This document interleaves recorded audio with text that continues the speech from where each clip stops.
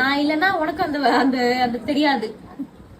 தினமும் தூக்கி தூக்கி பழகிடுங்கிறியா? பழகிடுங்கல்ல.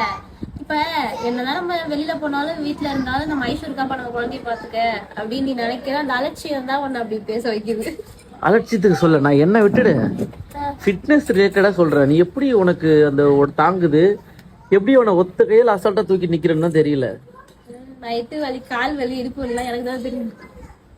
வலிக்குதா? வலிக்குதாவா? அப்ப வலிக்குமா? என்னடா கேக்குற?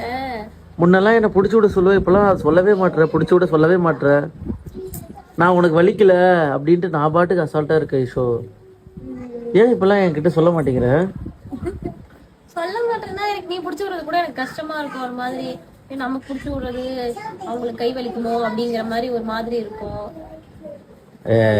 சரிதா, முதல்ல நமக்கு வலிக்கிறத விட எப்பவுமே அப்போ உனக்கு வலிக்குதா, ஐயோ நம்மளால அவங்களுக்கு வலிக்குமோ அப்படின்னு எனக்கு ஒரு கஷ்டமா இருக்கும். ஏன் இப்படி பேசுற? எங்கடக்காக என் குழந்தைய நீ வச்சுட்டு காப்பாத்திட்டு உயிரை வச்சிருக்க.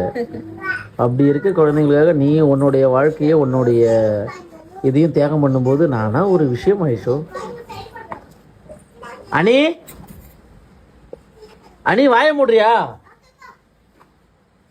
சொல்லு. நீ ஏன்